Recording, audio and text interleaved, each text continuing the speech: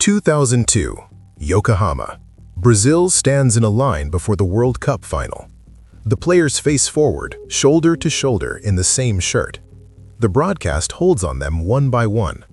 The camera travels down the row. A name appears, then a club. Another name, another club. The labels are familiar, and most of them are not in Brazil. Some players look straight ahead, some blink into the lights. No one is moving much. They are waiting for the whistle, but the screen is already sorting them by where they belong during the season. The national team is visible. The frame around it is something else. The question is not what happens next, but what this lineup is already telling you. Brazil 2002 is usually remembered as a restoration. A wounded striker returns, a pragmatic coach steadies the team, a fifth star confirms permanence. The tournament becomes a redemption narrative framed around resilience and the rediscovery of talent at the right moment. Culturally, the images are stable. Yellow shirts under the Asian night sky, haircuts and celebrations replayed in highlight loops. The sense that Brazilian football, when pressed, reveals an inner reserve of inevitability. The memory feels self-contained, proof that what once defined Brazil could still reappear intact. In this version, the meaning of 2002 rests on character and individuality. It suggests that exceptional players, properly managed, are sufficient to reassert a national identity. What remains unexamined is not the victory, but the conditions that allowed such a team to exist. The dominant memory is not false, it is incomplete. It isolates the outcome from the environment that produced it and treats cohesion as instinct rather than shared formation and timing. The unease begins with a quieter question, not why Brazil won, but whether the structure that assembled that team was already passing from view. By 2002, Brazilian football still operated within a system that retained internal coherence. What made that team possible was not the coincidence of gifted individuals, but the maturity of a domestic formation structure that still controlled the early stages of development. Clubs functioned less as global brands and more as training institutions. Youth development was not an add-on, it was survival.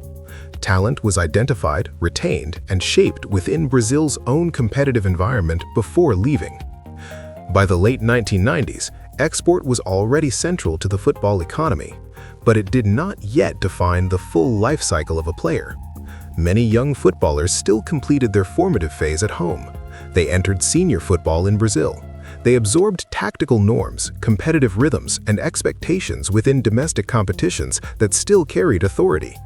Europe remained a destination for consolidation, not the primary site of formation. There were exceptions. Rivaldo left Brazil at 17 and others departed early, but formation is not identical to career peak. Even in such cases, the foundational grammar of play had already been shaped inside Brazilian structures. The system did not require everyone to remain. It required that enough of a generation pass through the same pathways long enough to establish shared assumptions about space and risk. This had consequences for the national team.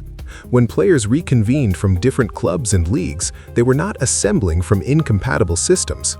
They were recombining variations of a common education. Cohesion did not need to be built from scratch. It was embedded in prior formation. You could see that continuity in practical terms. Rivaldo's pauses were not learned in Barcelona. They were formed in Recife and São Paulo.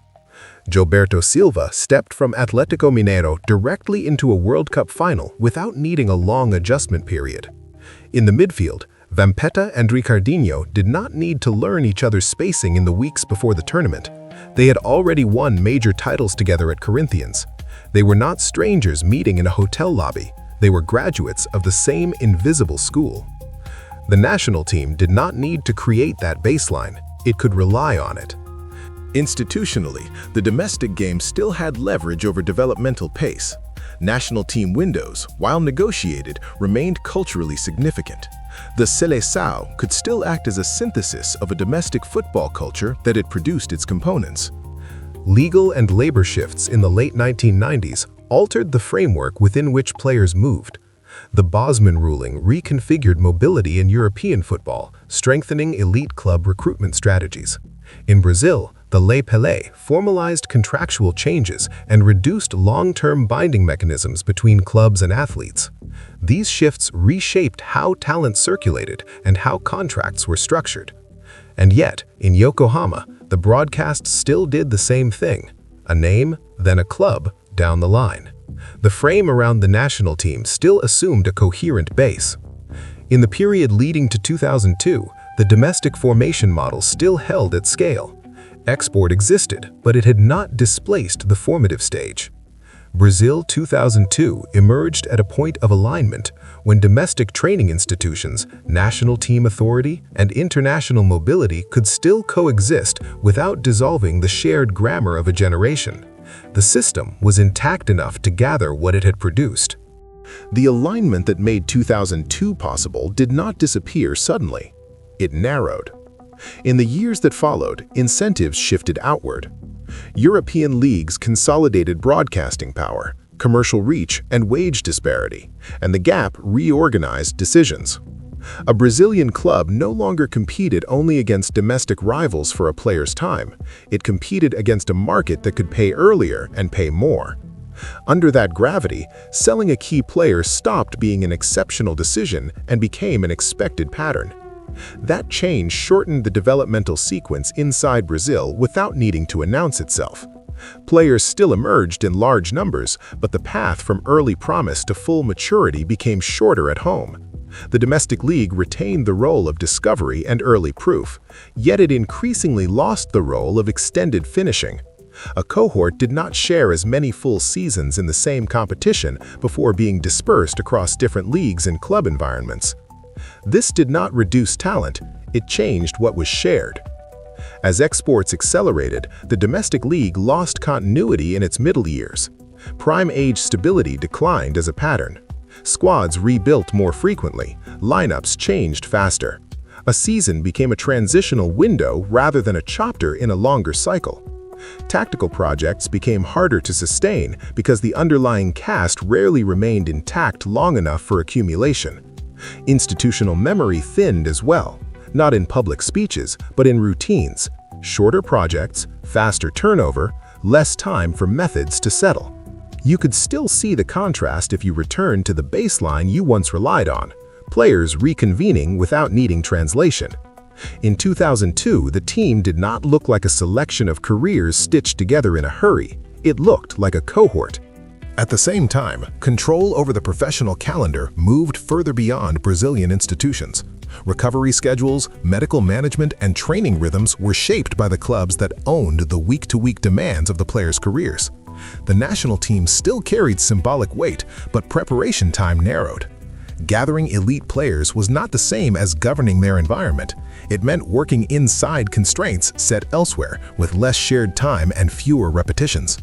The consequence was straightforward. Cohesion could no longer be assumed.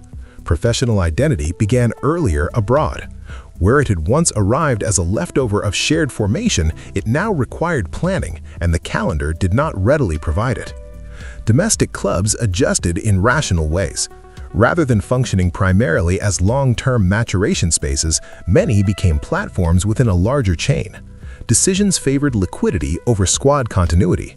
Youth pathways accelerated, not because clubs suddenly preferred youth, but because the market rewarded early proof and early transferability.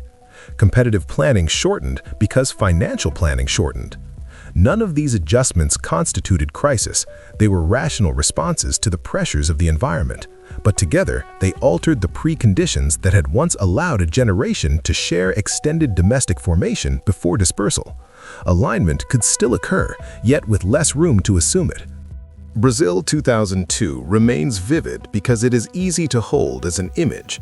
But its meaning, in echoes, is not the trophy, it is what that team represented structurally.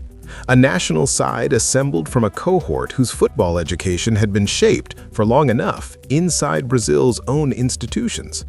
What endured after 2002 was the memory of that structure, the sense that a Brazilian side could be gathered and still feel internally legible, less like a selection of careers and more like a product of a shared environment. For an international audience, it also became a reference point, the last time Brazil looked on television like an internally produced culture rather than a global collage. The symbol persists, and it continues to borrow authority from the world that once sustained it. What vanished was not talent. What thinned was the domestic environment that regularly carried players through the full arc from formation to maturity, and then returned them to the national team with a common base. The domestic league did not stop producing elite players. It became less central as the place where prime years were lived together, in public, in the same competition. Continuity became harder to maintain. Shared reference points became fewer. What replaced that older configuration was a model organized around circulation. Scouting networks, intermediaries, and cross-border recruitment began to treat Brazilian development as an upstream stage in a larger pipeline. Players move earlier, integrate sooner into foreign systems, and reach their peak inside structures designed elsewhere. Brazil remains central as a source of supply, but it is less central as the place where a generation becomes complete together before dispersal. And this is why reversal is not a matter of intention. You cannot rebuild that earlier relationship by selecting different names or changing a manager. The constraints are structural. Incentives, calendars, contract leverage, prestige, and financial gravity. Even when domestic football strengthens in moments, the pathway of elite careers still pulls outward because the system rewards earlier movement and external consolidation. So 2002 does not stand as a lost paradise, and it does not demand mourning. It stands as a marker of timing, evidence of a model that could still produce a coherent national team from a largely domestic formation experience, just before that experience became less available at scale for most viewers. The echo is not the victory, it is the recognition that the image outlasted its conditions.